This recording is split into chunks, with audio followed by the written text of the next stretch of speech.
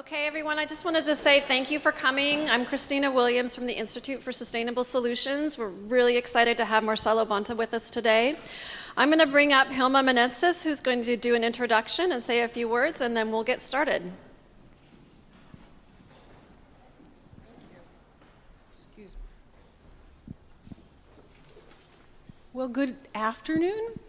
I'm Hilma Menezes, the Chief Diversity Officer here, and I see some wonderful, beautiful faces this evening or this afternoon. First, before we start, if you don't mind, we would like to have a moment of silence for the people of the Philippines.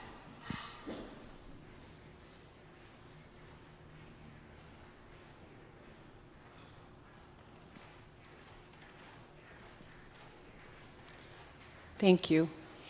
And to follow on that, I would like my colleagues, Christian and Patrick, to talk to you very, very quickly, briefly, about an effort for the Filipino community.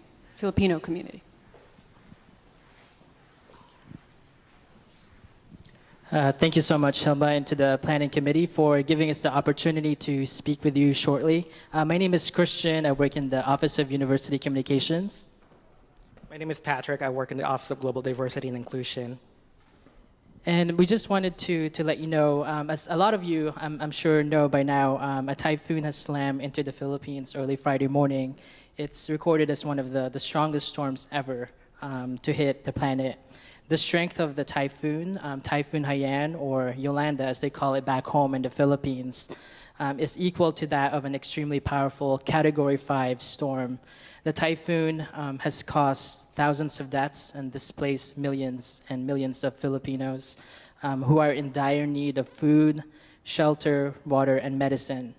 Help is coming on military and civilian transports by air and by sea, but much of that aid has been slowed down tremendously by the magnitude of the destruction. And this is where you come in. This is a very difficult time for the Filipino-American community, not only in the Portland metro area, but here at Portland State University. So please be mindful of that when you have students or fellow students who are of Filipino descent. Be mindful that they might be dealing with grief or they haven't heard from their family back home in the Philippines. We urgently appeal to you to make a contribution towards the relief efforts that's going on right now in the Philippines. The Portland Committee for Human Rights in the Philippines have partnered with the PSU Kaibigan Alumni Advisory Board. And together we have formed a task force, the Portland Emergency Relief Task Force in the Philippines. And this is where you come in, where we're asking everyone, and we're passing around this envelope, if you could make a small donation, any amount helps to support the relief efforts in the Philippines. 100% of the proceeds will go towards the workers who are working with the victims nonstop right now in the Philippines. Thank you again for your support and for your prayers. Thank you, gentlemen. Okay, so many of you have heard that Nelson Mandela once said that education is the most powerful weapon you can use to change the world, right? You've heard that.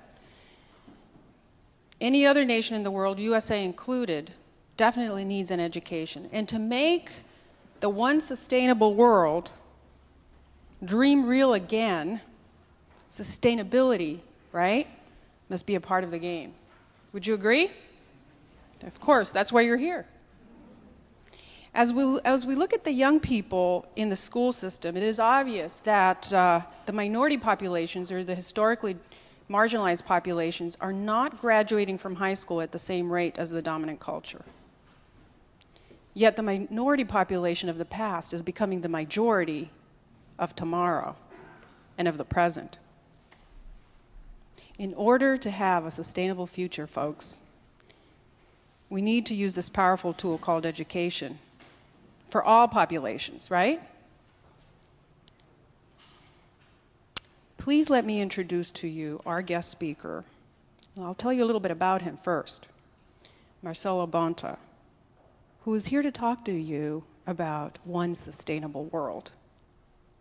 Marcelo, or I should say Marcelo in the way I would read it, speaks and writes passionately about broad vision of diversifying the environmental movement to audiences around the United States and the world. He grew up in a socially conscious household among the Filipino community in Sacramento, California, just up the road from where I grew up, by the way. Marcelo received his bachelor's degree from Yale and his master's degree from Tufts University. He participated in the authorship of a book called Diversity in the Future. He is the founder of the Environmental Professionals of Color and the Center for Diversity in the Environment, right?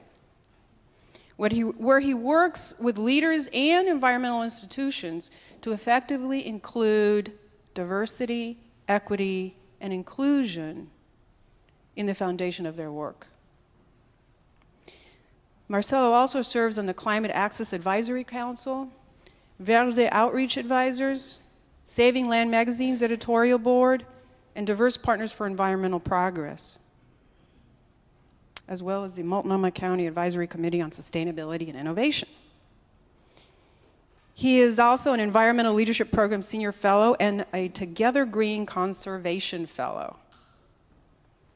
His work has been featured in the New York Times, High Country News, The Oregonian, Colors Northwest, SustainLane.com, Saving Land Magazine, Diverse, Issues in Higher Education Magazine, Sustainable Industries Magazine, and several others. So he is definitely an accomplished individual. Marcelo previously worked on biodiversity conservation, land use, and policy issues for numerous organizations, including Defenders of Wildlife, the National Park Service, and Massachusetts Audubon Society. Now, Marcelo's inspiration in making the world a better place lies in his two daughters, who I haven't had the pleasure of meeting, but hopefully I will, Stella and Kyra. Their laughter, joy, honesty, and multiracial makeup provide him with the hope that the world can be and will be a better and more inclusive place by the time they are adults, if not sooner.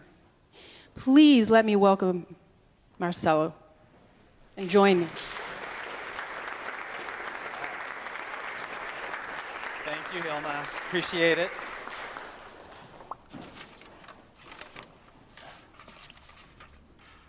Looking for my notes, but I think I'm going to be fine without it. Thank you for having me here. I really appreciate it, Hilma. I also want to thank Kevin, Christine, and Heather for behind the scenes having me here. I really, really appreciate it. Thank you for that moment of silence. I really appreciate it. Right now, my brother's, he's a California State Assemblyman, the first Filipino-American to be in the California State Assembly. Very proud of him.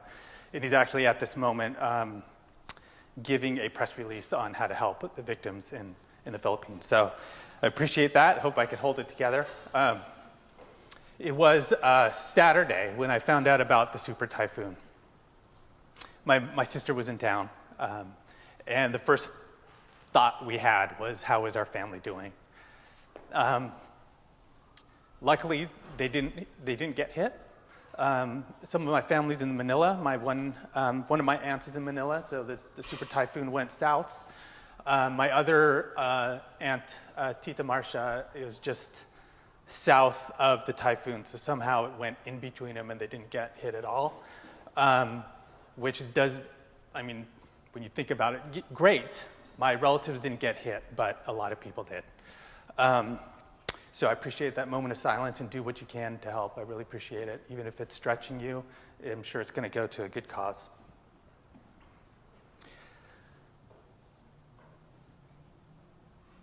There have been talks already about this super typhoon. What is its connection to climate change? And while the science is not there right now, that climate change caused the super typhoon or the severity of it, to me, to a certain degree, I mean, at this point, I'm still grieving, so it doesn't matter, but it matters. The one thing we know is that climate change is causing ocean surface temperatures to rise. And with rising surface temperatures means more typhoons, more hurricanes, and stronger ones. So while this is one of the most destructive, most powerful typhoons we've ever seen on this planet, my hope is it stays that way. There are talks also going on right now about climate change. And my question is, I kind of know the answer, but I'll ask it anyway. Is this super typhoon and its devastation and the representatives of the Philippines going to make a difference at these climate talks? Again, I always have hope. That's why I do this work. Unfortunately, I've seen it too many times over and over that it does not. So what needs to happen? What needs to change? Hopefully, some of the things I could share with you today. I think I have a deep desire and passion for racial equity, diversity, and inclusion to proliferate within the sustainability movement. Not just because it's a good thing to do, and it is, it's a great thing to do, but also that's the only successful pathway forward that I can see. We will continue to struggle as a society, as a government, as a global society. We will continue to struggle until we figure out this equity, diversity, and inclusion thing. So hopefully I can share a little bit deeper understanding of what that means, and also the big thing that I see missing, not just in these climate change talks, but in the sustainability movement in the United States, in our sustainability organizations, and maybe it's what's missing at PSU. But I won't be the one to judge. I'll let you be the one to figure that out. And what that means is working on diversity and equity inclusion needs to be hand in hand with a change model. You can't just hope and give. Just as climate change is happening, we think science is going to change things. It hasn't. The science has been there for years. So what's missing? I think it's a change model. And how do we work with the grassroots, and how do we work with people and work from there? So hopefully I could share a little bit. Forgive me if I move around. I'm supposed to stay here for video purposes. So hopefully through this presentation, there's going to be some interactive pieces. I'm going to pose some questions to you throughout so you could partner and have some discussions. Hopefully, well, I think there will be some fun parts to this, but of course, it's whether you interpret that as fun or not. And hopefully there's some deep learning and some things that you could walk away with by the end of this conversation that you could start implementing and doing. That's my hope. So the title of the talk is Diversifying the Sustainability Movement, and it starts with me. And that theme I'm going to continue to hit upon as we go throughout this talk is that, and this is connected to change, that change can only happen if it starts with me. It starts with me, it starts with you. Okay? I've been there before, or I still am. Still am. It's like, what's going on with the sustainability movement? You need to change. You need to just start talking to the Filipinos. Come on. You got to start working on equity. You got to start talking to the global south. You got to start doing this work. If you do it, you will see success. When I do that and complain and vent, do I see change? No. Sometimes it feels better to vent. Sometimes it doesn't. Sometimes it just makes me feel worse.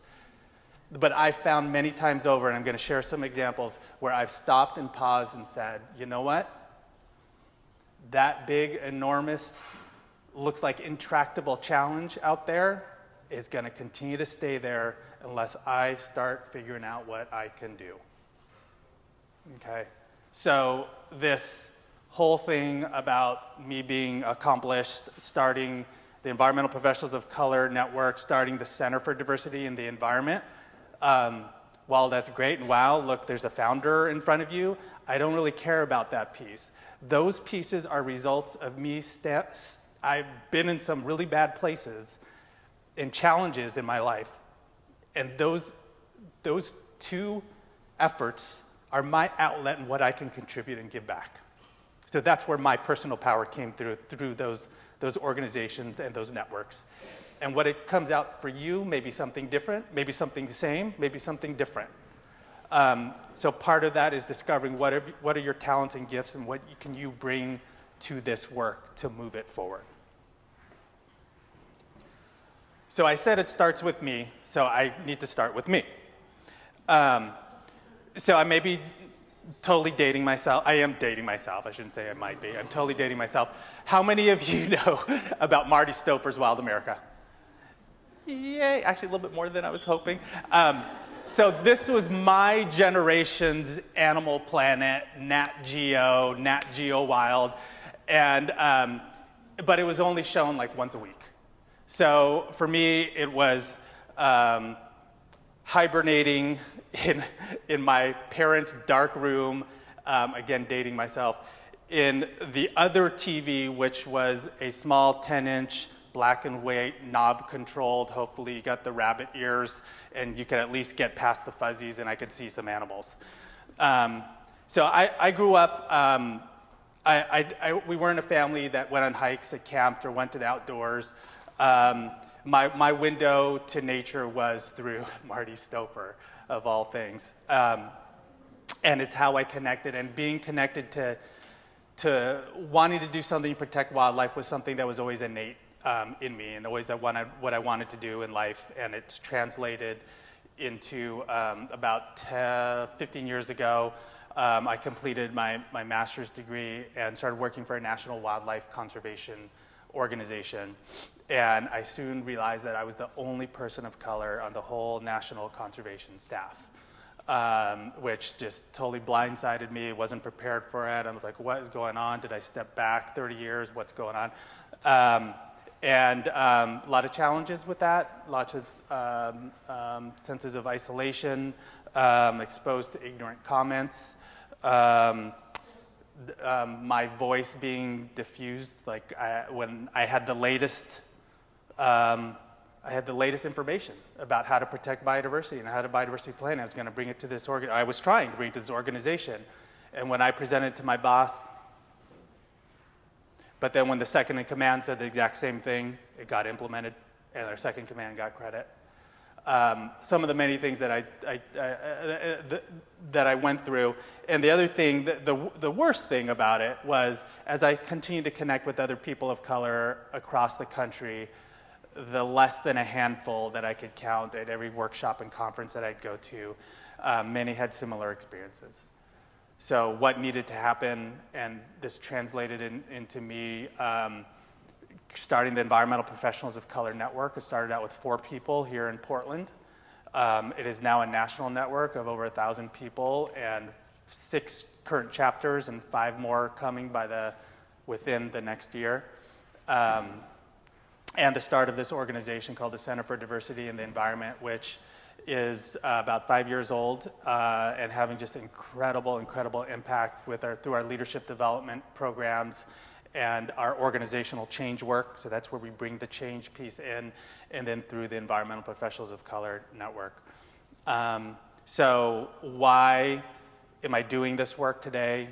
On one hand, there's some personal experience that I've had, some challenges, and some places I've come through on the other end, and some things that I want to give back and make sure that the experience doesn't happen to others.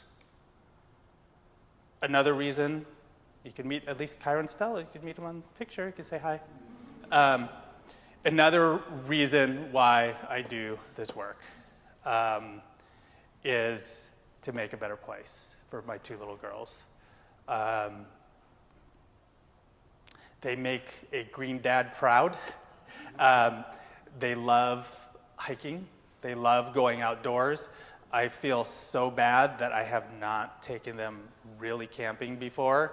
I've set it up in the house and in the backyard, but we actually have not, and they've been bugging me ever since. So it was actually this hike. It was Horsetail Falls. We got up to the ridge. They're both 7 and 10. So Stella's my little one, the one that's not shy. And Kyra is the one that is a little bit more shy in the background. She's 10. But they're both 4 and 7 in this picture. Stella, I was very concerned because we're hiking and we're going uphill for a lot of it because we started, down towards the river. So I was concerned. I kept on checking in with her. Are you okay? Are you okay? I was prepared. I made sure I rested. That I'm gonna have to give her piggyback for part of the ride. Doing some squats, preparing for it beforehand. But every time she would say, "No, Daddy, I'm okay. I'm okay." And so finally, it was like the third or fourth time. Because it just kept on getting steeper and steeper. I'm like, okay. So I checked in with her, and this time she's like, "No, Daddy, I'm okay. I love hiking." And I said, oh, of course, the environmentalist dad, "Oh, why do you like hiking so much?" So I wanted to explore that, and the facilitator, I want to explore that. And she just said, "Because it's exercise," and then kind of just marched off. Little girls march off. And so I just pass it off. I call this a Stella-ism. So, just because she makes up these words, and we're just like, okay, that's the Stella-ism, and it explains it. But I felt that she called it exercise, and it made me think. And oftentimes she makes me think a lot deeper than I guess I should be. But it's so on the mark. When we're outdoors, when we hike, I mean, I don't have to tell you, but I'm going to tell you anyway because I love it. It's more than exercise. There's beauty around us. For some of us, it's a spiritual experience. We're doing it as a family. It's like one of our favorite things to do as a family. It's how we bond. It's how we connect. Many people do this as community to connect. There's so many intangibles and added benefits when we get outdoors that a term like exercise comes in really brilliantly to me. So the other thing about Kyra and Stella and their green propensities, I love it so much, but I'm also worried. And this is why I'm worried. I'm worried because they and their generation is the most racially diverse generation we have ever seen in the United States. Right now, it's about estimated around 45% of kids are people of color. By 2018 or 19, the Brookings Institute estimates that our younger generation is going to be over 50% people of color 5 years from now. So what are we doing to pave the road, to prepare for them? I'm putting a lot of pressure on you college-age students. These girls are right behind you. So what are we going to do to prepare and engage and connect with the best and brightest that's going to take us and evolve this movement to the next level? What do we need to do? And for me, this work starts now, and it's going to just continue. So it's a journey for me, and I hope it's a journey for you as well. Okay. So I'm just going to give you a quick overview. I'm going to talk a little bit about a few definitions, why equity, diversity, inclusion is important, the opportunity, some challenges around this, and also what does it mean to create change? We people talk about it, but I think little of us actually know what it means to do it.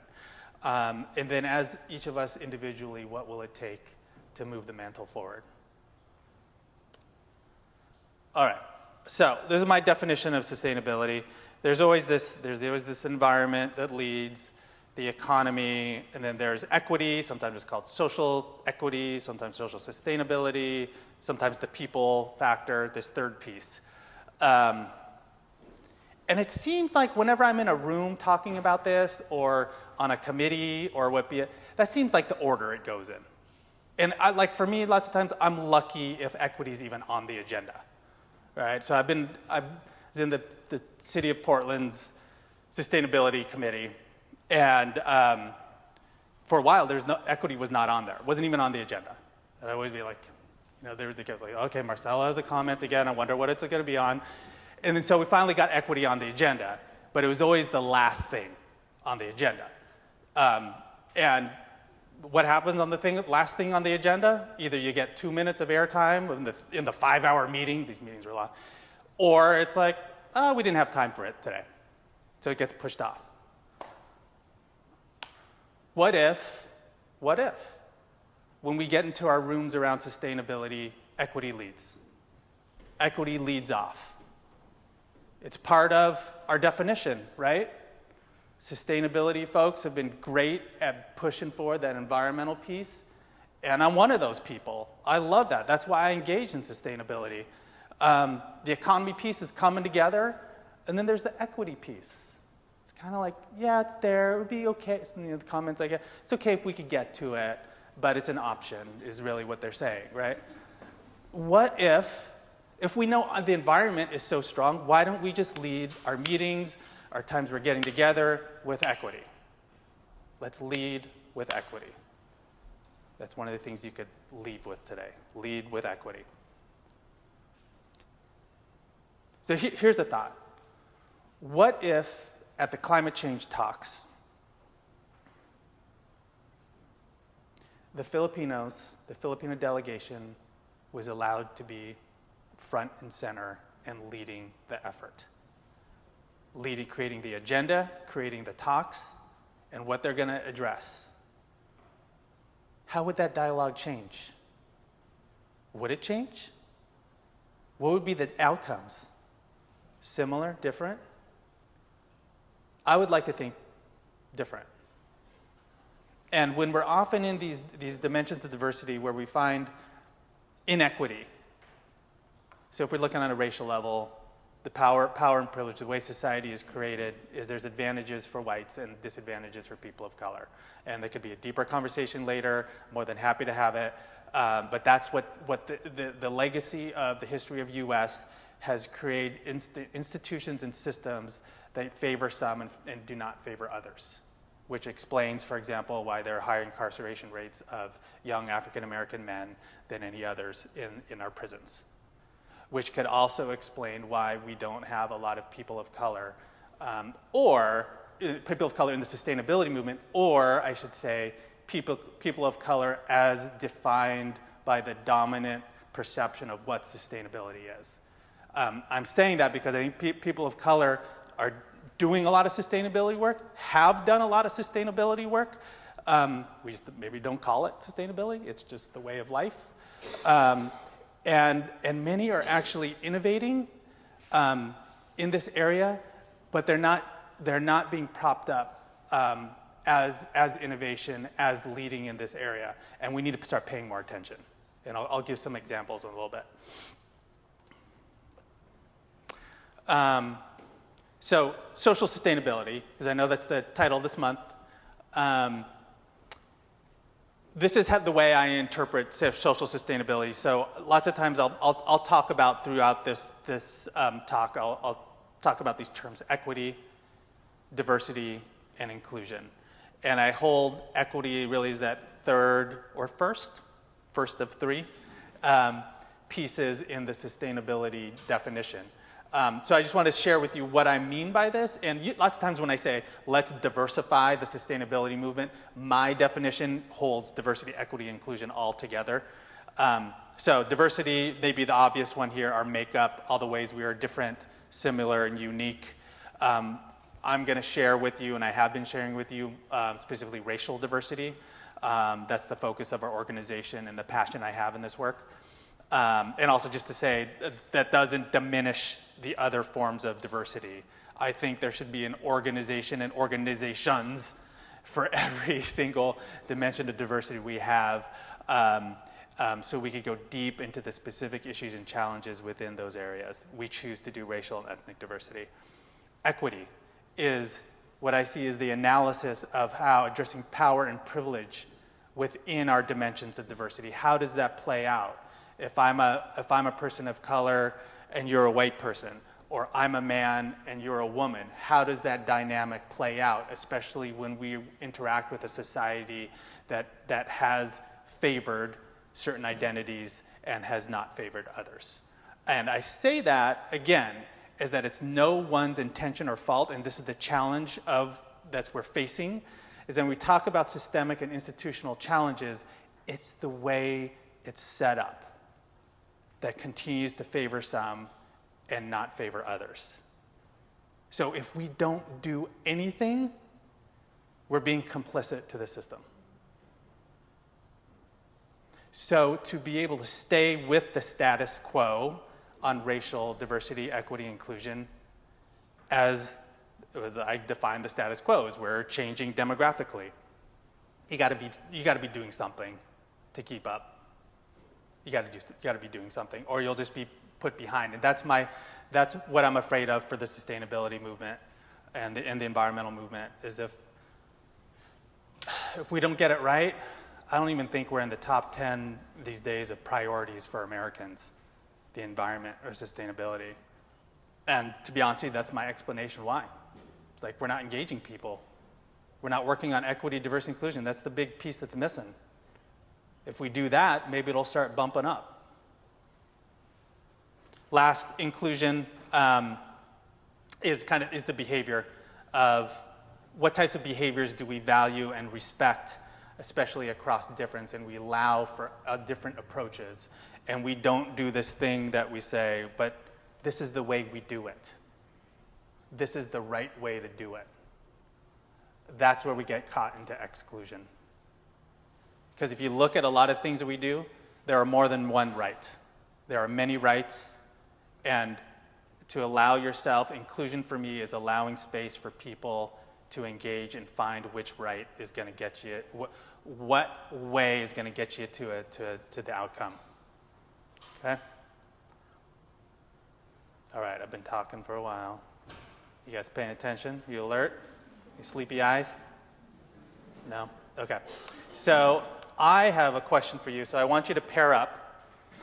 And I want to give you about like a minute, minute and a half each to answer this question.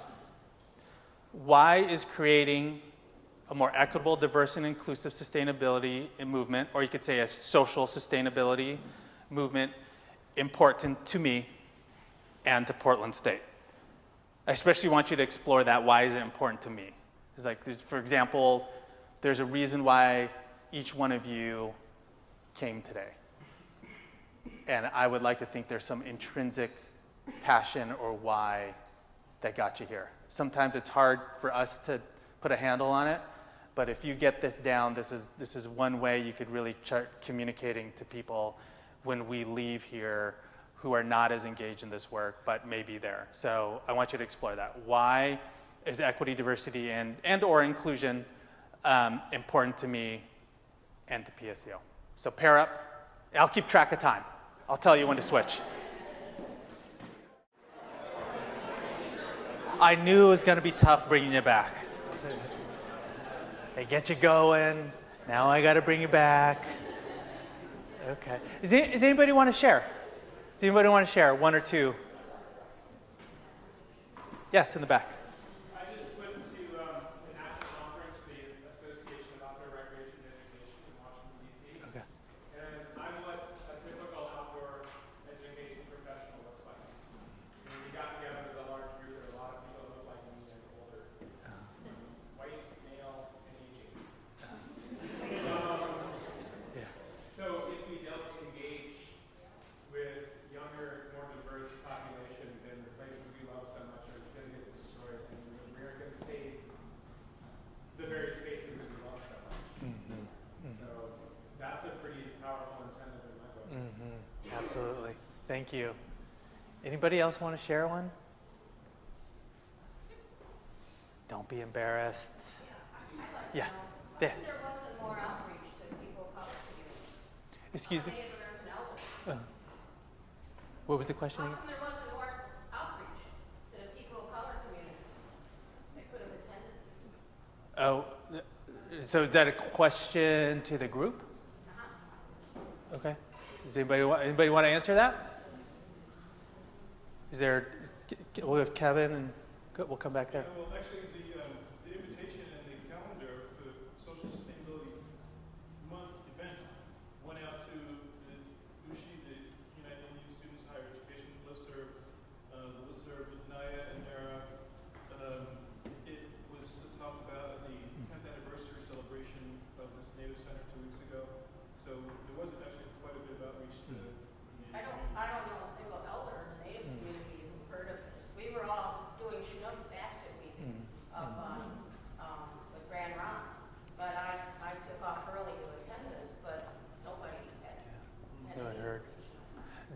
you have, because this is you're going to keep on having this each year, right? Is there ways that you guys can connect and talk and see how you can improve the next time around? Yeah. Yeah. Yeah. Great. Thank you. Thank you. Did you want to add anything, or you're fine? Okay. Okay. Great. Anybody else who wants to share why diversity, equity, inclusion is important to you? Well, there was a hand here first. Yeah. Why don't you go here? Yeah. So I'm a curriculum director at a local sustainability nonprofit, and we create discussion courses. So I have a group of people that come together to make this product that we then do outreach across the nation. And what's really important on my team is to have people who are going to have different perspectives. So if everyone on the team agrees about something, then I'm always like, okay, you know, where's the pushback on this? What are the things that we're missing? Because if we had a product that everyone agreed upon, there was no conversation about something that could be different, inevitably it's going to go out and there are going to be all these things that we missed. It's not going to be the product we want it to be. So I look for people on my team who are going to have different perspectives, who are going to have different experiences, who are going to be able to point out the holes in the project so that when it goes out, it can be the best product it can be. Great. And if everyone has the same experience, the same perspective, then inevitably it's not going to be that product. And I think that's really important for inclusion. Success. Success. Great. Thank you. We'll have one more, and then I'll move. Just real quick in our conversation, Kristen was talking about diversity of perspectives as well, and ultimately what I've learned from ecology is that there's strength in diversity. The most resilient systems, whether they're social or natural, are diverse. So it's kind of a no-brainer to me. Yeah. Great. Thanks. Thanks. Thank you for your comment. Thank you. Okay. Great. So thank you for engaging in that. Wonderful. Wonderful. I wish I was a part of everybody's conversation. This is really, really great. So I'm going to reiterate some of the things that were said already. Why diversify? And for me, on a movement level, one, it's our moral responsibility. It's simply the right thing to do. It's part of many of our values around on a personal level. However, the movement and our organizations, sustainability movement and organizations, are not operating in the same way that's engaged with many of our values. So how do we do that? Diversity also brings success. For many organizations, that means that can be a broader support for this work, more votes, more money. Also, it brings in I feel what I call innovation. When you bring many, many perspectives together and you have an inclusive atmosphere and a safe atmosphere for people to share, that's where we get to innovation. When people are able to bring their full selves, their experiences that are connected to their lenses and filters, that are also connected to their dimensions of diversity, is when we get that innovative space, innovation. And what do we need today to really address, especially this climate change piece, this huge challenge that we've never had to face as a society? Innovation. And I think my perspective, and this is what I mentioned earlier, is the innovation on sustainability is coming from people of color-led efforts. And we're missing it. We're missing it big time. So I want to just share, like, Verde. How many of you are familiar with Verde? What they do?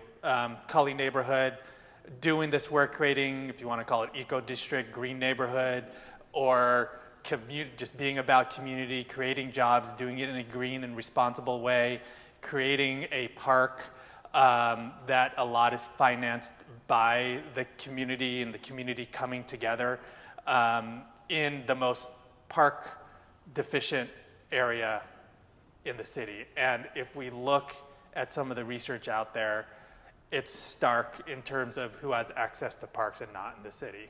And it's by race, it's by income. So a group like Verde, doing it from the grassroots, from the community, by the community, for the community, is very, very inspiring. And what they're doing is also tapping into the resources, the knowledge, the the wisdom from the community that's creating this.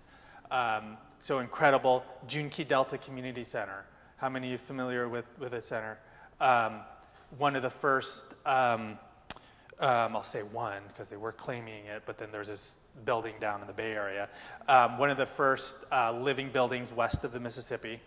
And I don't know if you guys follow, or when you heard about the Junki Delta Community Center, like I'm actually at fault here also as well.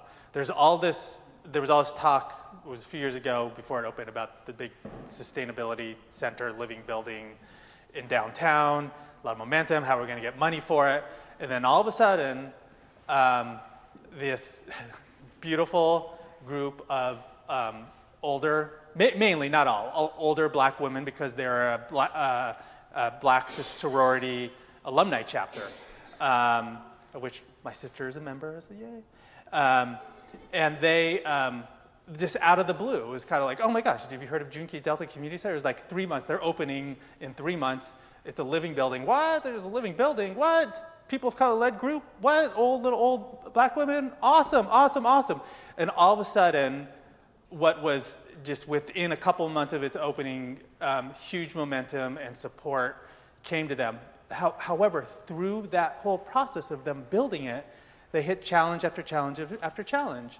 And each challenge they faced, a people of color business or people of color led organization helped them out.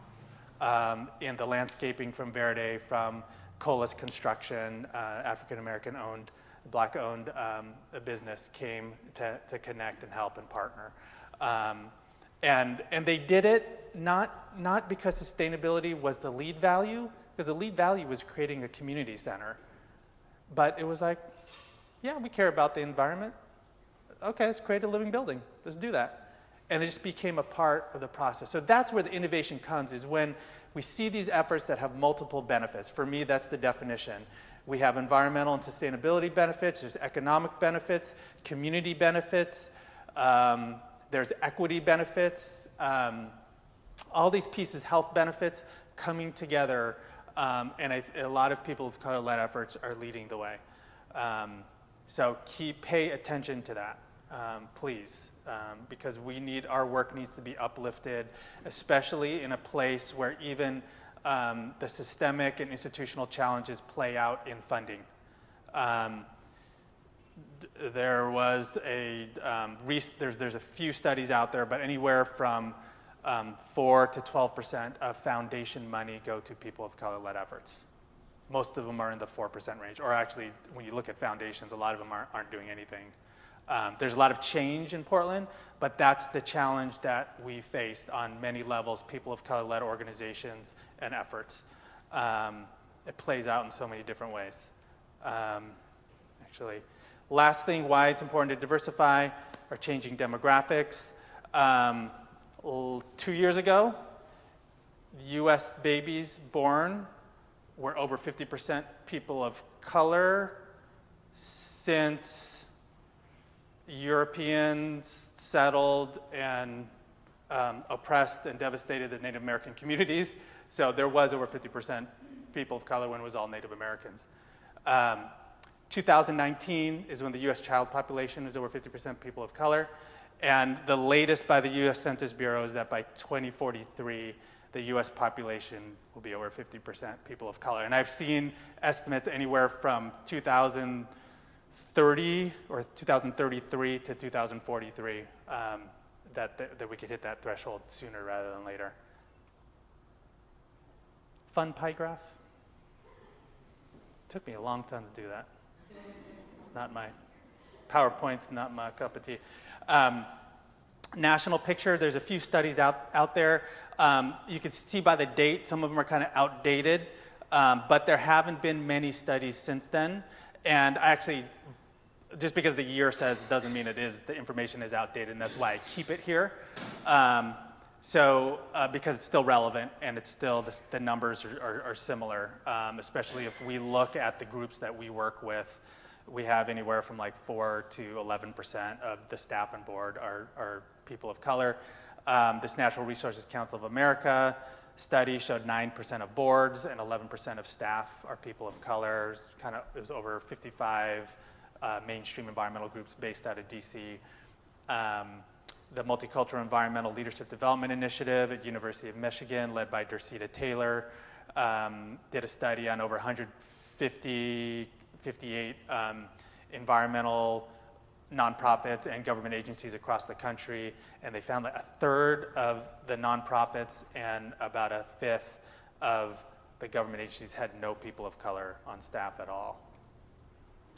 Here in the West, West Coast, 5% of staff are people of color, and the Oregonian just 5 years ago did a quick snapshot of about 5 organizations and found that 4% of boards and staff are people of color. So I want to just share some of the other demographics. I mean, there's over 111 million people of color across the country. It's a lot of people. And we're missing a lot of people, right? And for a place like Oregon and Portland, which I just want to let you know, I don't know if you hear this excuse sometimes, especially in environmental groups. It's like, oh, we're pretty white though, which they're implying like we don't need to work on it because we're a white city. And just to let you know, a lot of places I go, that's what they say. So I went to Vermont. Is it Vermont? I think it's one of the whitest states in the country. And they were saying that. They're like, oh, but we're pretty white, so it's hard to do it. And so I'm like, so what's the percentage? I'm thinking it's around, Oregon, 21%. Like 4% people of color. So it kind of threw me off. I'm like, oh, yeah, maybe you are going to have challenges. But we broke it down. And it's, what I like to do is I like to translate the percentage to numbers. So I don't know how many people in their state. Let's say there's 4 million. Okay, I'm setting myself up to do math. I'll skip it. Okay, but we go from like 5%, if there's 1 million, what's that? Can someone do it for me? My brain's, what's it? 50,000. Okay, so yeah, okay, so if there's 4 million, then it's like 200,000. So we broke it down, and you're like, if you think of 4%, it sounds, oh yeah, that's little. If you think of 200,000 people, that's a lot of people that you can engage and connect. That's the matter of a win, at the ballot box. That's a matter of winning or losing many times, right? And also when we go in that direction, we diminish voices. It's basically saying, well, we're pretty white, and the assumption, what I hear as a person of color, it's, okay, but your voice really isn't that important. So we have to understand sometimes what we say, not just the intent, but also the impact, and make sure we tend and understand that impact. Here's something, okay, I'll just show it to you. So people of color, here's the big opportunity. People of color support environmental issues at higher rates than whites. So this is the first national polls done, I think it was came out fall of 2010, and it was commissioned by the Nature Conservancy and these pollsters, nonpartisan pollsters, the Fairbank Maslin Associates and Public Opinion Strategy usually go on the opposite sides. They came together. So this was asking by race, what is your concern? Are you concerned about these issues? And if you look at the highlighted, they asked other issues that weren't environmental, and then they broke down. If you see in the bold on the left side, all those are pollution of rivers, lakes, and streams, global warming, toxins, loss of habitat, loss of natural areas. And if you look in the orange, it compares voters of color and whites. You'll see that voters of color are more concerned, 14 to 22 percentage points higher in all those categories except for loss of working farms and ranches. So, and this is just one of, actually before I go there, a follow-up question was, are you willing to pay for solutions? And at every socioeconomic level, from poor to rich, people of color at a higher rate supported paying for solutions. Also, this is not a one-off poll. Since 2002, and I've been grabbing and digging. It's not like I could go to one place and see all these. There are more than 13 polls that I've collected over the last decade. Local level, state level. That one was the only national level. Sometimes just by the Asian American population or the Latino population. There's a bunch engaging the Latino population that continue over and over and over, continue to show that people of color support environmental issues at higher rates. None of them, I haven't seen any poll that said it does not, that whites support at higher rates. And 6 of these were just in 2012, probably because it's election year. How many of you knew this information? How many of you knew people of color care more? How many of you is this new? Okay. So I want to tell you, I've been giving this talk for about 5 years now in various ways, but I always mention, like, I was so happy when they did the national poll in 2010 because there was other ones I was sharing before that. And here's the thing. Sorry for not being that articulate. Why don't we know about this? Don't you think this is some important information that we, and I'm assuming here, that we as sustainability advocates want and need to know for us to be successful in our work? You have a question? Yeah, I'm an elder in the Native community, and I'm sorry, I think that indigenous people being closer to the land and having good, well, generally, good and bad, but practices and relationships and stewardship of the land would be naturally more environmentally conscious than perhaps the dominant society, which has been separated from their land more essentially. So here's a question for you. Do you think the dominant kind of mainstream environmental movement understands that? They don't need to because it's their lifestyle and it doesn't make money for corporations. I think they do. I'd like to. So do you think they know about that or not? I think they do, but they ignore it. Okay. That is definitely, that's deep. That's deep, right? They know about it, but they don't care. For me, that means there's answers right in front of you.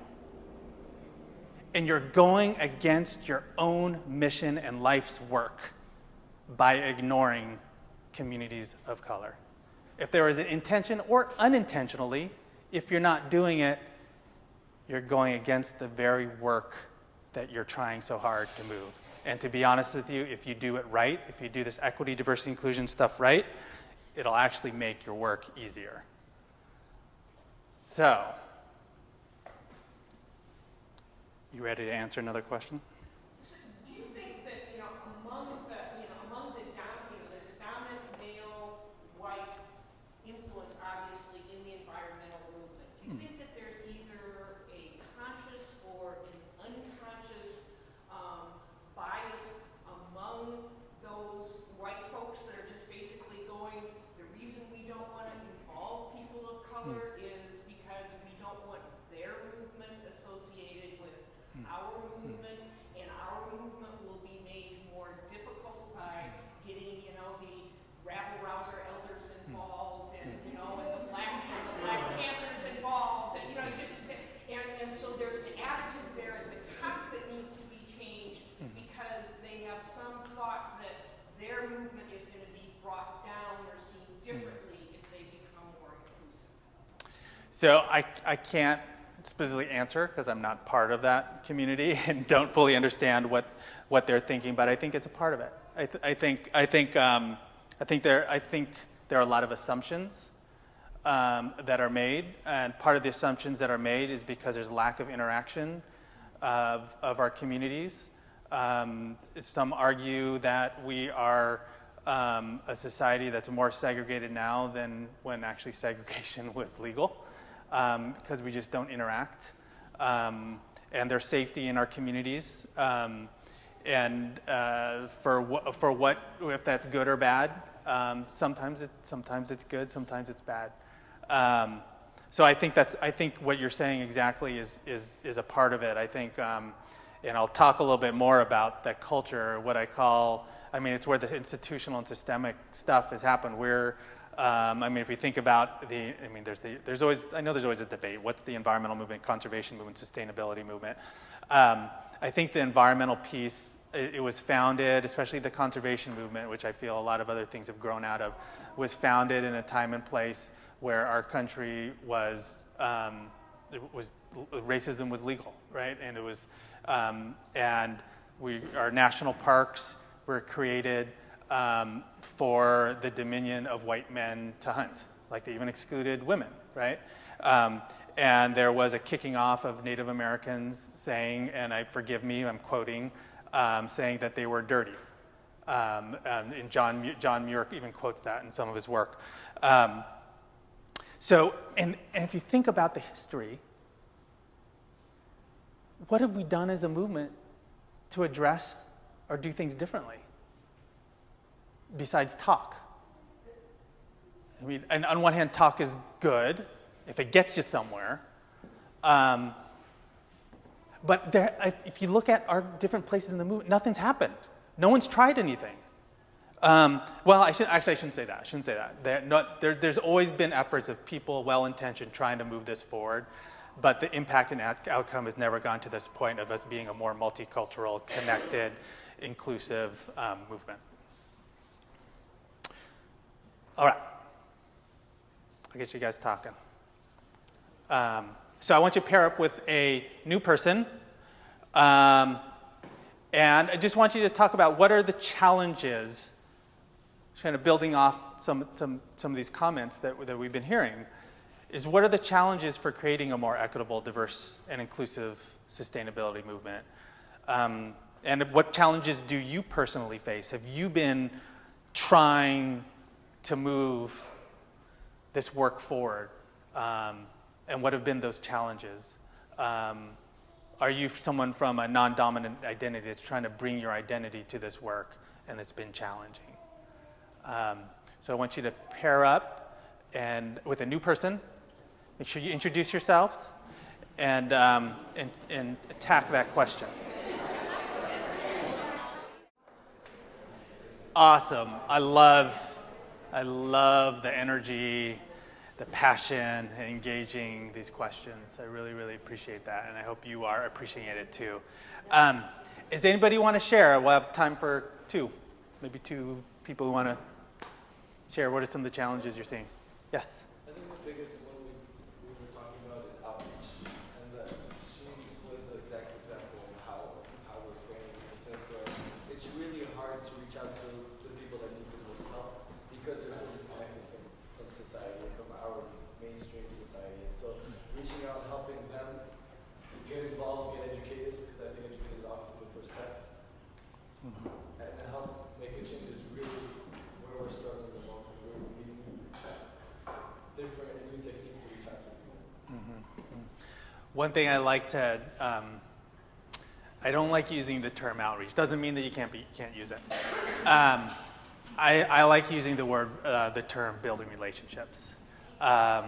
Yes, because for me, yeah, we all need help, and we all have stuff to give, and we all have help, or we are all looking for help, but it comes in different and unique ways. So, and you're not able to find that unless you build relationships. Where I talk, my approach to this is it's two-way learning. It's a relationship, right? You give and take. Versus when I hear the term outreach, it's what can I do to educate you about this magnificent work around sustainability that my definition doesn't have equity in it, but I'm trying to do it, right? So there's this, and sometimes there's this assumption when we say outreach and we go, and I've seen it when some environmental groups go to communities of color, that we're coming in because with our environmental education and the way we do it, assuming you don't know it and you don't do it in your own way, right? So that's the challenge around it, and it's just for me, it's just flipping it, calling it building relationships. How could I come in and approach with, as one of my mentors, Charles Jordan says, he says, just shut up and listen. Just go and connect and shut up. You do a lot of talking already, so just shut up and listen. And it's a very blunt explanation, but it gets to the point. We all need to do, I still challenge myself to do better at listening. And not just looking at someone talk in front of you. You're actually listening to what they're hearing and comprehending it, and I'm reading this book on your brain, and your brain synapses are all connecting and connecting to your work. And so I feel the challenge when we build these relationships is how can our work, whatever it may be a benefit or value to the person I'm talking to. Maybe it won't, and we have to be okay with that, right? But I do have to say, I think environmentalism connects across all silos and parts of society, and it's just our work as folks, sustainability and environmental advocates, to be the ones to connect and not stay in our own silos. Yes?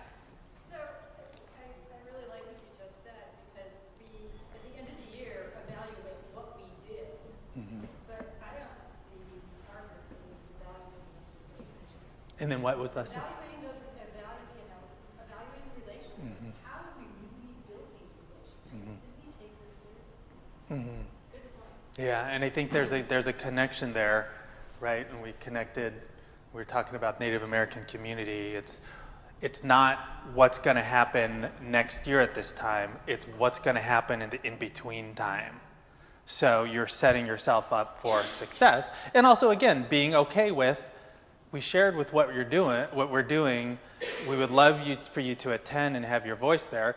But in the end, you got to be okay with it didn't resonate as much as you were hoping with this community. But there's an opportunity there then to listen, and how can we make something resonate more? What kind of value can we provide? And it may be outside the box, and we have to be okay with that. But that's where the innovation is, right? Outside the box. Yeah. I think part of what we talked about was changing the culture in the environmental movement. Changing The culture. Right. To make it more appealing for people of color to even become involved. Because to be a champion from your own community, to go out and try and join this organization that isn't necessarily very welcoming to you, is a big task for people to take on. So of course they would want to do it. And also, I've been thinking about this quote the whole time I've been talking by Liza Watson called, it goes, if you have come here to help us, you are wasting your time. But if you come because your liberation is bound up with mine, then let us work together. And I think that's the basis of all of this is it's not, you need to come learn from us, or you need to do the environmental movement the way that we see it should go. We need to learn from you, we need to work with you, because what, we were talking about in our small group is that cultures all across the world practice sustainability, and it's not just called sustainability or called an environmental movement, it's called stewardship, or it's just a way of life, survival in a lot of places, so. Absolutely. Thank you for so culture, and I'm gonna continue with that, and I want to share with you. So there are many. Oh my gosh, there's so many. There's so many layers in this one. So a nice way of to be honest with you, and I'm going to use this term. And because of the theme of this month. And so I feel the root issue and challenge within the environmental sustainability movements is the institutional and systemic racism that happens. And I just want to acknowledge right now that that term racism can affect us in many different ways. So I want to hold that, and I want you guys to hold that as well, especially if it's rubbing you the wrong way. Right now, or I shouldn't say rubbing you the wrong way, making you uncomfortable, which does not necessarily mean it's the wrong way. And I do also want to tell you that the friendlier term and more palatable term that I use in many circles is what I call the unintentionally exclusive culture. And that's exactly what institutional and systemic issues are. It's no one's fault. It's just the way the system and the institutions are created to give some advantage and some others not. And many times it's unintentional.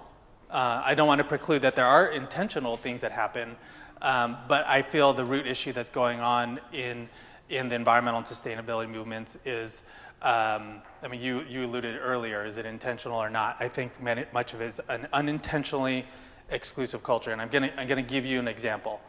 I went to a Land Trust Alliance conference back in 2008. Have anybody been to a Land Trust Alliance conference? There's actually one in Portland a few years ago. Okay, so I think also it's pretty typical of a lot of these big mainstream environmental groups, like been to the River Network one, and is very similar. So it was right after I wrote this article about diversifying the American environmental movement. There was this book with 14 different authors. I was co-presenting with another author. And this was the first time this person was coming to a Land Trust Alliance rally. Been there for a couple years. And she comes from doing government work. And she's just like looking around, just flabbergasted. And she's just there's fleece everywhere. Everywhere I look. You go outdoors, you go indoors. The guys have the vests with the, when they're presenting and trying to look nice, it's like you wear a collared shirt and then it's still like the sport coat of choice, right, for men. It's like it's everywhere. It's like the tyranny of fleece. And I'm like, yeah, I guess it is. The funny thing is I keyworded fleece because I wanted to get a picture. And this is the first thing that popped up was a land trust group that was selling their fleece. It's called like Acres Land Trust or something like that. I'm not making that up at all. I like to humor myself sometimes, and that popped up.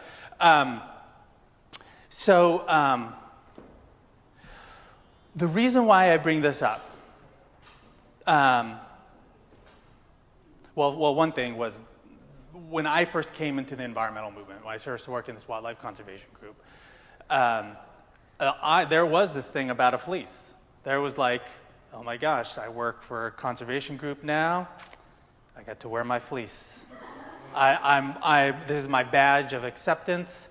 I'm on the in crowd. And I was trying to work myself up to get the fleece with our little logo on it, because you're definitely in.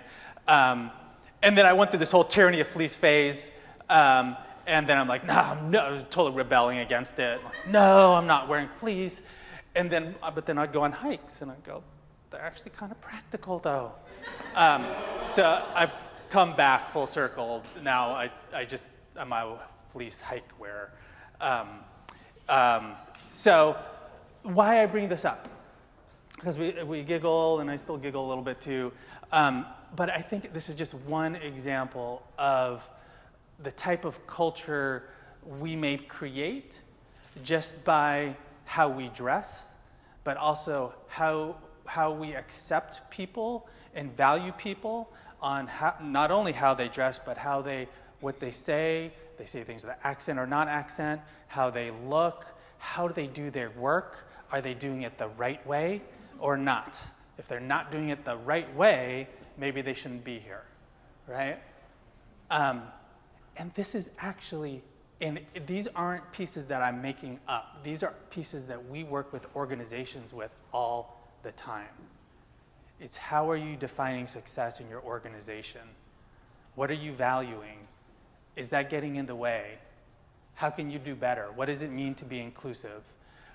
There was a recent Harvard Business Review article probably about 6 months ago, it was in the spring, that came out, and said it wasn't specific to the environmental movement, it was just across just work in general.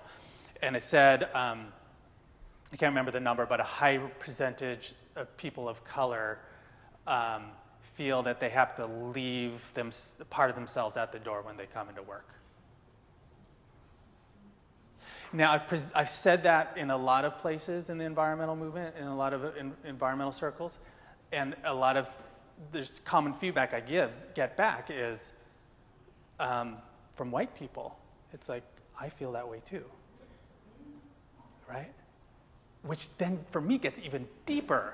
What are we doing in our institutions that people have to leave a part of themselves out the door to conform and be a part of this culture to succeed? If we're talking about inclusion and we're talking about diversity, that stuff at the door, that's what needs to be in the door. And until we get to that point, we're going to continue to struggle. And how do we get to that point?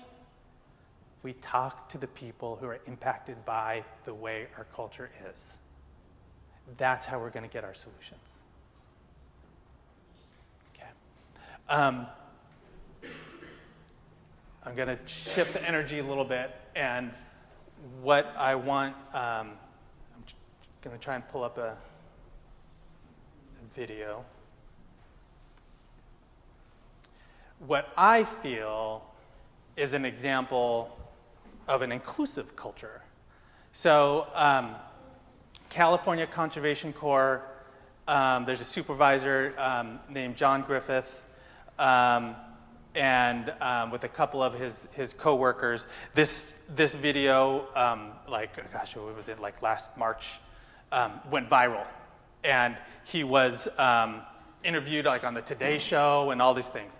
But the real wonderful thing for me is it's an example of an inclusion. You gonna do LP? You gonna dance? Is it gonna pop up? Freeze, and I'm dancing with freeze. Laura, come here. Right here, Terry.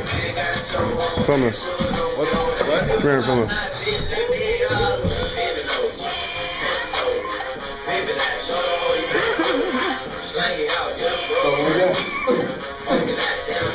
Get in there, John.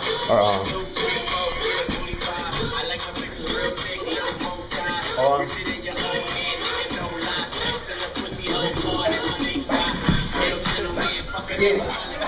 Get it. Get it. Get it. Get it. Get it. Get it. Oh, get it. I'm getting too old school with it. Get it. Wow.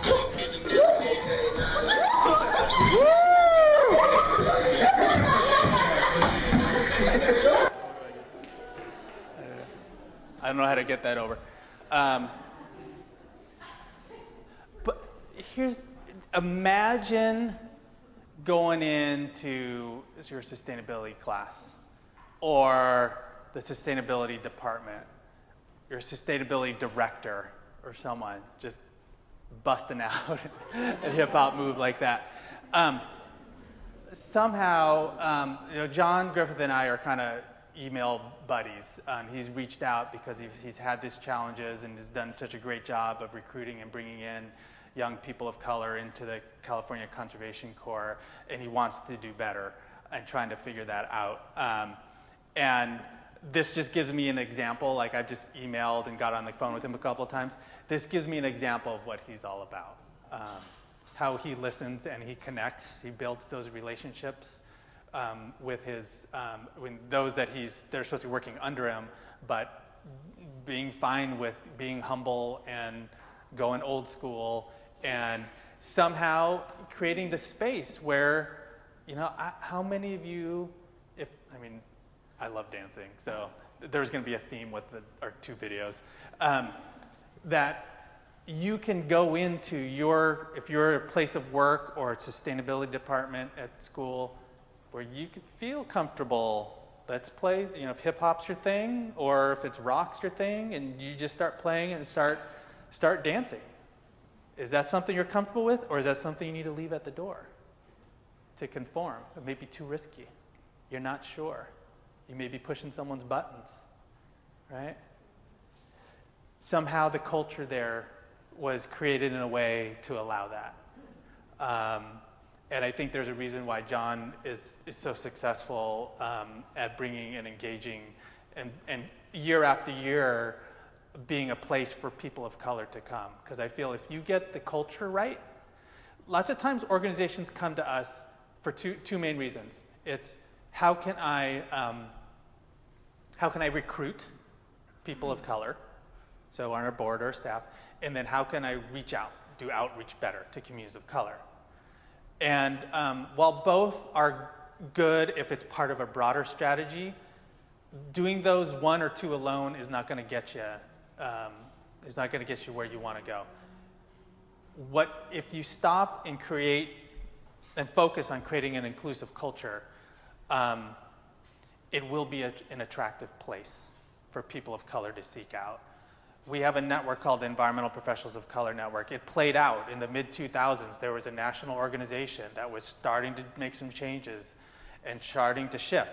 And it was the only national mainstream environmental group that was actually doing something on diversity. And within our Environmental Professionals of Color Network, at least here in Portland, the word got out. And people are like, I'm not working for my organization anymore. I'm going to work for that one. Because I know there's at least some hope, and they're trying to create that inclusive culture, and it's going to at least be a little bit better than the group that I'm working at. Now their diversity efforts struggle a little bit, and it's not there anymore because there's some other lessons learned there. The economy tanked, and their diversity work went with it. But I think there's a lesson learned there that if you create and focus on this inclusive culture, you won't have to struggle with the recruitment and the building relationships. How do I get this back over now? Escape, okay.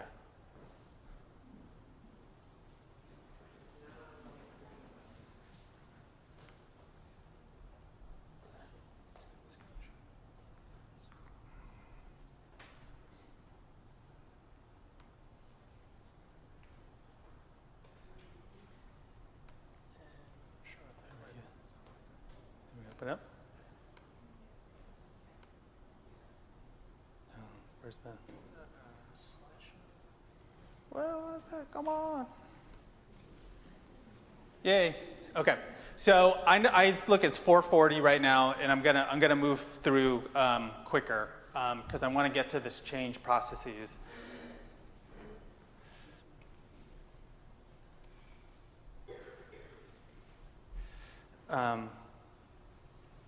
So this is the approach to our work with the Center for Diversity in the Environment. And so it started out as our theory of change. It still is our theory of change, but it's also how change is happening. So it's not just a theory, it's how change happens. So we should, yeah. At the core, and remember I started this talk talking about it starts with me. At the core is individual work. What am I doing to learn more about these challenges around equity, diversity, and inclusion? There's the academic learning, there's the practical learning, the building relationships, learning from others, and then there's the interpersonal work. How do I work and communicate and connect, especially across difference? So that's at the core of this work, and if you focus and hone in on that, then you'll be able to have more capacity to create change on an organizational level, and then more broadly in the environmental movement, sustainability movements. So a lot of our high impact that we've seen in our organization, the Center for Diversity and Environment, I see is a vehicle for change. How can we help institute and move this work forward? And so what we have created is a slew of programs that engages at those different levels. So on the individual level, we provide leadership development programs. So on an individual level, allow space for you to explore and learn, deep learning, know what it's like and how to build relationships. We have, usually our cohorts are around 20 people, and it's as diverse as possible, especially it's at least 50% racial and ethnically, it's diverse, it's at least 50% people of color. And then we try and engage in other dimensions of diversity. And that's where a lot of the deep impact has been, and change agents have been developed, and there's some who have come in as change agents, their skills have been honed, and those that have not come in have left as change agents. On the organizational level, we provide diversity assessments. We've created a couple of tools, like our equity engagement and strategy session, And that whole piece, the organizational level piece, a lot of that was created out of the need for our individuals who came through our leadership development program. They left and said, I'm with you, I'm highly impacted, I want to create impact, what do I do in my organization? So we've created some tools and services that will help support that. Then at the movement level, we have the Environmental Professionals of Color Network, and we provide space for the mainstream environmental community and communities of color to come together to engage in specific issues. So we help facilitate the process of connecting, engaging, building relationships, and learning from each other.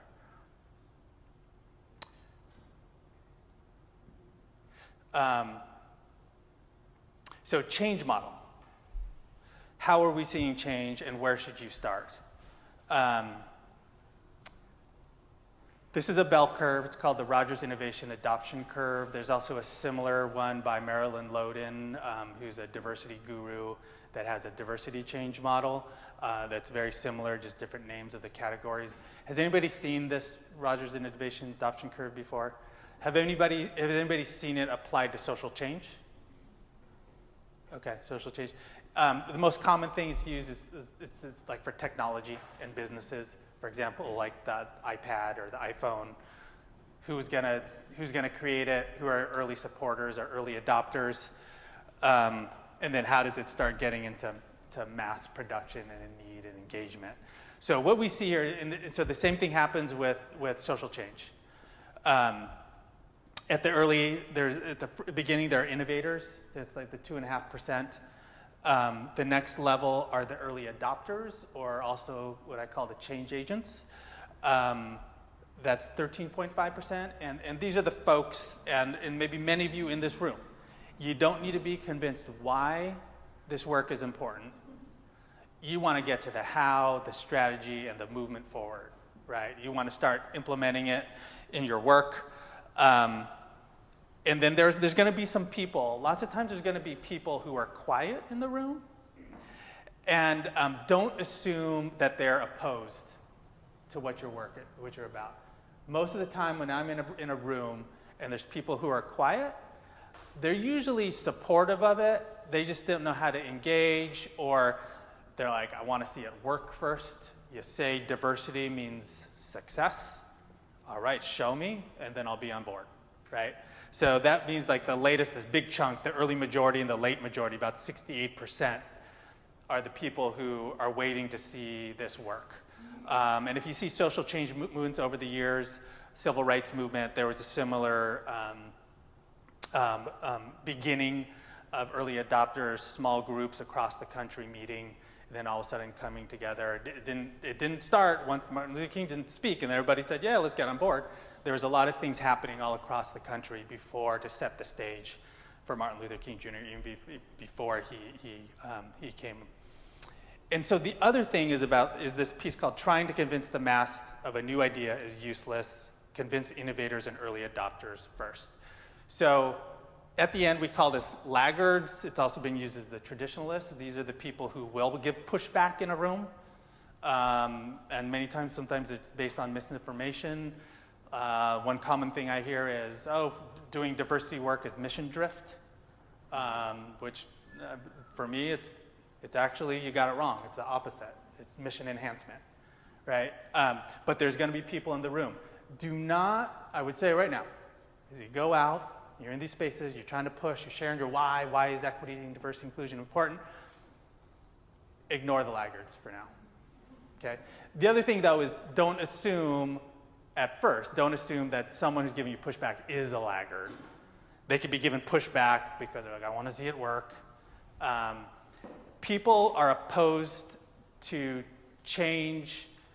They could be for equity, diversity, inclusion, but they could just be have challenges around change.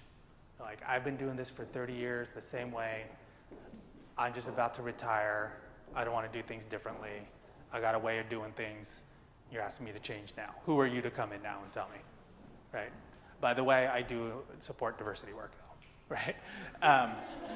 And that happens sometimes. So I would say in these spaces and rooms, focus here. Focus on the first 16%. The people, create those spaces and those safe spaces to have those dialogues. Maybe one thing that is a result of today. I mean, you have the Social Sustainability Month. Maybe there's an ongoing group that can continue to connect after the month that is really focused on the social sustainability and how you can implement this work more holistically throughout the year, right? And having that space is really, really important for social change to happen.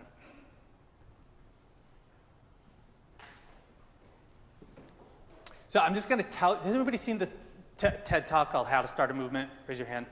Okay, I'm just going to look it up when you get home. I'll give you the quick snapshot. There's, again, the dancing theme.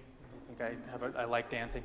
So there's this guy dancing in the middle of a field. I think it's at a concert. He's all by himself, and he's doing that kind of awkward dance that is just, you can't take your eyes off. You're like, that guy is so awkward, but I can't take my eyes off. He's so interesting and cool. So he's dancing all by himself, and then he's there for a while, Finally, a second person comes, is with him, and then all of a sudden, then a third, fourth, fifth, and a flood of people come. So one of the things it says is, one of the things to learn from it is movements happen with with a second person. The second person is important for movements to happen, because if you're not, you're just a lone nut out dancing weird, right? So it helps also me think about that trajectory of that curve. You know, imagine I could be out there at that concert. I'm like, it was like goofball. You know, it's crazy. Put my attention somewhere else. Oh my gosh, there's 3 or 4 people out there now, and it's kind of not just goofy. It's like kind of funky dance. And eventually, you know, maybe I'm an early majority or a late majority, and I go out there and I start dancing too, right? So it just kind of shows you how change happens. So again, and it makes me, if you're that lone nut, look for a good, solid number 2 man. It's got to help you support you in that work. I think, I stand on the shoulders of a lot of people, so I don't think that I'm that lone nut. But our national director of programs like to say she's the cool second person that made us work and happen. So I want to share something about what I mean by change agents too. This is a group of folks who came to one of our leadership development programs. Isn't that a beautiful image? Ooh, awesome. And each one of those people, they just finished their work last December. Each one of those people have an action plan that they're implementing, and they're engaging, and they're moving this work forward in real and meaningful ways. And here's a common thing that people say, and this is what we've always strived for as an organization, is sometimes you hear, especially in Portland, there's all these things around, give me an equity filter, equity lens, just questions or something you go through to apply it to a sustainability effort, and then the hope is that equity will be there. I think, so it's an equity tool, right? People ask me this all the time, what's the best equity tool? And I think the best equity tool is the person. These questions and things that you go through are only as good as the person who's implementing them. And these tools that are pieces of paper with questions may only be temporary fixes. But if we could work in our leadership development programs, we could work and change people's perceptions and the way they view the world, we have someone for life, right? So one of the most common feedback we get is, I see inequities, not just in my work, but in life every day, and I can't shut it down. It's the switch has been turned on, and I can't turn it off.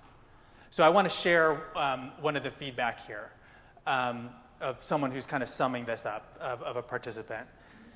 And he says, I used to hear the phrase equity lens and kind of convinced myself that I understood intellectually what that meant, but I never really felt that I fully grasped the true definition and what it would feel like to truly view the world through that lens. I felt that it was a viewpoint that I could or had to turn on and off for the appropriate situation. Through this experience, I've learned that an equity lens, once graced with it, is the only way to view everything all the time in all that I do. I think that's just such a beautiful way of defining what this work is about, right? It's how do we engage this work and view with an equi lens all the time in all that I do. And I think for me, that's the work that I continually have to do, right? Just because I have this organization that's committed to it doesn't mean I don't struggle with it, right? I recently, I have 2 little girls I'm bringing in. I'm in a household full of women. I have, like getting to that point of I'm like, oh, I'm this awesome racial diversity guy, and then I have these gender issues in my house I'm just totally blindsided by. I have work to do, right? I have work to do. So what will it take, and I'm getting to the closing now, of moving these issues forward especially you being here, wanting, hopefully, soon, wanting to take something away. How can you move social sustainability, equity issues forward in the work that you do? And I think there's 4 main things and places that I've seen have really moved the mantle forward with folks who've come through our leadership development programs or just in interactions. One is having a commitment to ongoing learning and keep on working and honing that equity lens. I never say I'm an expert, diversity expert, because if I said that, I'd be lying to you. This work around diversity, equity, and inclusion is so complex, and there are so many details, and it's dependent many times on the situation that you can't get it right every time. But I'm committed to trying to get it right every time. And so I see this work as a continuum that actually doesn't have an end. Because if there was an easy fix, I think someone would have found it a long time ago, right? We wouldn't have these issues. So look at yourself on a continuum, whether you're in the beginning, the middle, or advanced stages. There's always work to continue to build more wisdom around this work. Second is informed action. So take action. But I've changed it. I've always put action until recently. I said, well, there are some organizations we've worked with, some individuals get so gung-ho and happy to do this work, but they're not prepared. So I've changed it to informed action. So connect that ongoing learning and commitment, informing yourself what to learn, how to do it, and connect it to action steps. And it could be some simple action steps as, I'm going to leave here today and explore if we could, continue this dialogue throughout the year. Or I'm going to go read that book that had the Diversity and the Future of the U.S. Environmental Movement, which is phenomenal, by the way, 14 different authors you could download online. So how are you continually informing yourself? Third, if you're ever in these circles around sustainability, lead with equity. And that could be your action and your commitment to this work. Maybe you control agendas or have input on what is being talked about. Put equity first. I'd love to see, let me know how it goes. I'd love to see what happens when you put equity first. How does the dialogue change? How do the outcomes change? Does it cause some people to be angry? Is that okay? How do you facilitate through that? Right? And the last is change can only happen if you connect to the heart and the head. And for a society that's very heady, around climate change, it's like, you know the facts, right? Why don't you do it? It's not happening. And for me, it's because we're not engaging the heart. We're trying to jam facts down people's throats, but we're not engaging the heart, the why. Why is it important for you? Or can I explore with you why this may be important to you and your community, and what can we do about it, right? And some of you may think, and I talk about compassion and empathy in these interpersonal relationships and building those relationships. Some of you may be those people that maybe that's the mushy stuff. No, it's not for me. I don't do that. But I want to tell you, it's it's very, very, very practical. It's a practical solution in this work. There have been so many places and spaces, maybe some of you guys know about, conferences, discussions, meetings that have just broken down because people were not entering that conversation with compassion and empathy for each other.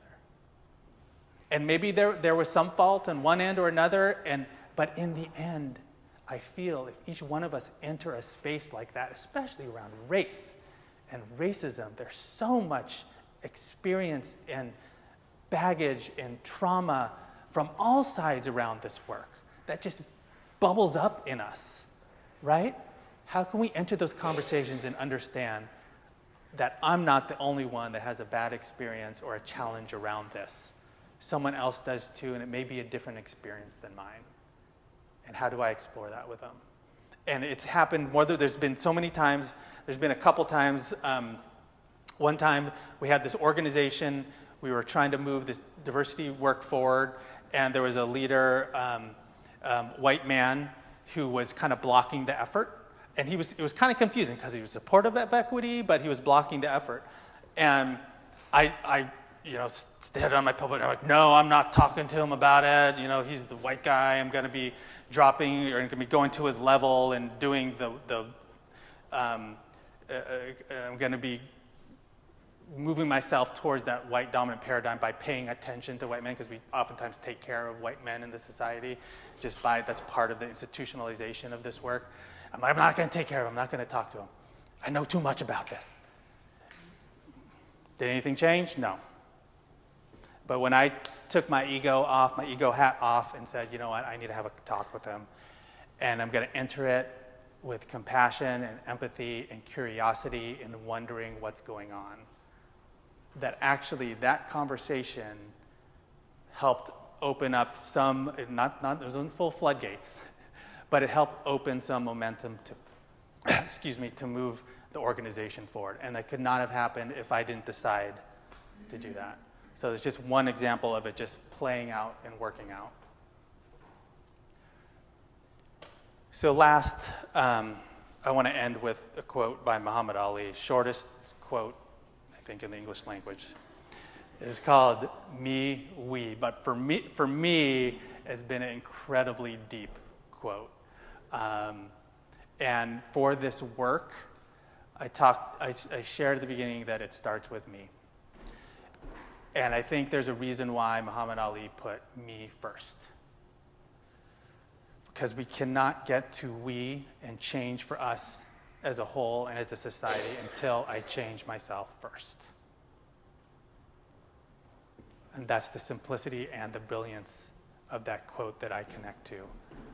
So my hope is, as we leave this space, that there is this engagement and connection to me, to yourself, with this connection of also how is that going to help, in the end, improve we. Unfortunately, we don't have time for Q&A. I don't know if people want to stay, but thank you so much for listening. As you can tell, I have a lot to say.